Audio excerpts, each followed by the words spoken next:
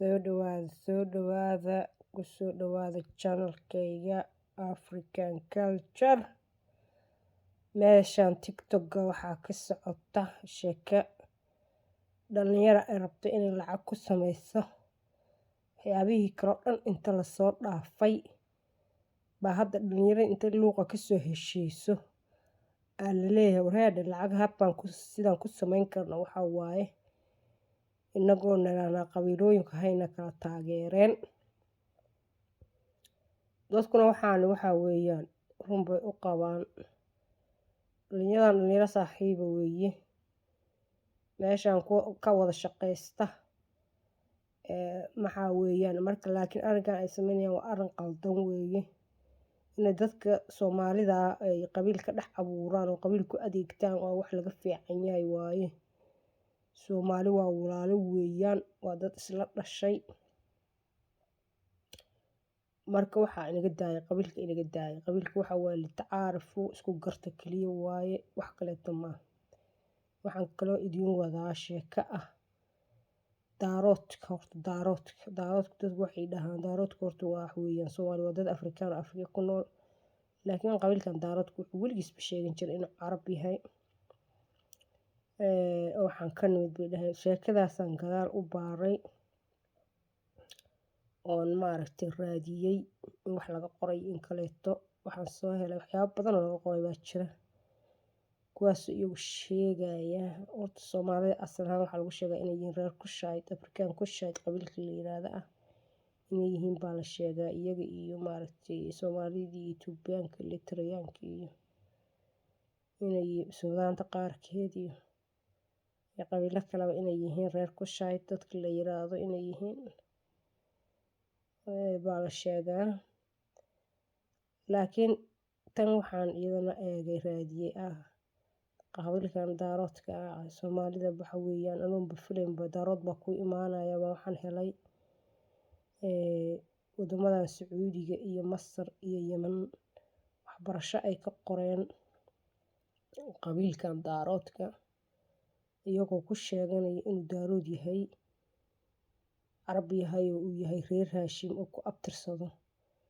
reer Haashim reer Bani Haashim oo ku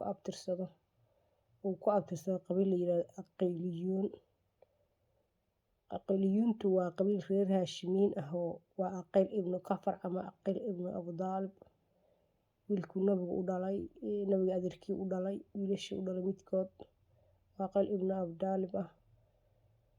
oo qabiil ka farcamay oo bug laga qoray baa jira oo qoray nin Masar ah uu qoray qarnigii 900aad macnaha markii diinta Islaamka laga tiray qarnigii 900aad uu qoray marka meeshan waxay ku leeyihiin iyagoo Carabta ay ku leeyihiin waxa weeye waa intii Soomaalida ay ku jidhay dawladda Siyaad Barre ay jabtay weeye ka bacdi qoray Yemen laakiin aysan burburin weeye ay jirtay dal jira ahayd bay qorayaan dagaalkan Yemen uusan jirinin bay qorayaan oo labadaas dawladood baa sheeganaya daaroodka Soomaaliya sheeganaya leh waa qabiil anaga naga mid waa reer Bani Haashim marka waxay leeyihiin wiilkaani wuxuu ka soo tagay Yemen Soomaaliya noortkeeduna yimid waxaa qoraya ibnu Daa'uud waxaa qoraya nin baa qoraya Masar baa qoraya bugiisa Aqiliyuuntu ku qoraya buga qabiilka Aqiliyuunta lagu qoray oo lagu ururin jiray xilliga uu ku ururiyay buu ku qoraya buu ku jira daaroodkan Sheekh Cabdiraxmaan inuu ka soo tagay Yemen aabiis uu maaragtay Yemen ka yimid Soomaaliya uu yimid noortkeeda halkaas uu ku dhaqmay uu aabihii Ismaaciil Jabarti waa sheekh caan ah waliba sheekh caan ah oo maaragtay iyo diinta qaadiriyada haysta qabiilka Islaamka markii laga baxo qabiilka qaadiriya buu haystay wuxuu ku haystay maaragtay culum dadku wuxuu bari jiray abi diinta bari jiray caruur kala badan oo meesha ku dhalay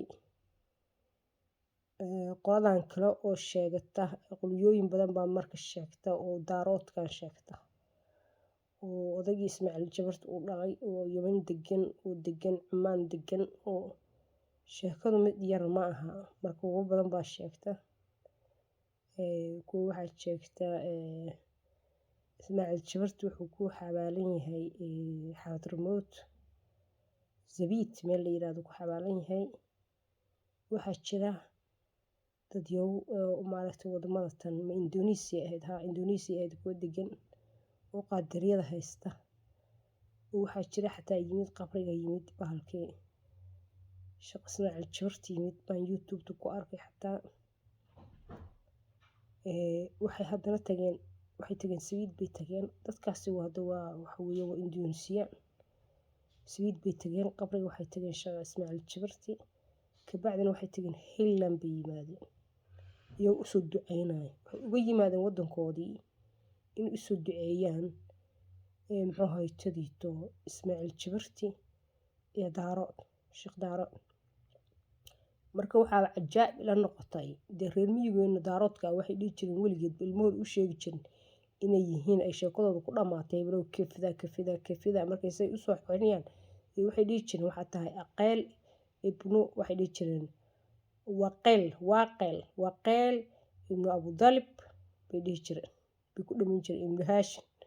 bay ku dhameyn jireen halkaas ay geyn jireen marka laakiin wax cajaa'ib ah ma taqaanaa sida reer miyigii Soomaalida waxba qori jirin waxna aqrin jirin iyo kuwan ay isla keeneen waxbarashada tan wadamadan ay sameeyeen iyo reer miyigiisa isla keeneen baa cajaa'ib ah taas baa cajaa'ib ah marka anigu sheekadan ku daba jiro waxay tahay wadamadan waxay rabaan wadanka inay naga qaataan mise waa sheeko sax tan ku daba jiro taas waa wax badan baan aqriyo ku shiitigaan aqriyayo maxay kula tahay waxaad moodaa waxaan sanadan daba joogay marka horta dadkiina leh daaroodku waa kida ee carabtaas ma ahane waxa weeyaan war carabtii baa sheeganaysa maxaa adigu ka sheegaysa carabtii baa iyagu maanta isku maaragtay daarood inuu u sheegto carab iska daayay wareer carabtii baaba na haysata oo le waxa weeye dadkaana waa carab laakiin macnaha ka dambeeya muxuu yahay waaye laagta iyo sheerta saara qabiilkan inaga daaya qabiilka si fiican loo isticmaalo oo fiican xalaal ah sida kalena laga daaya assalaamu calaykum waraxmatullaahi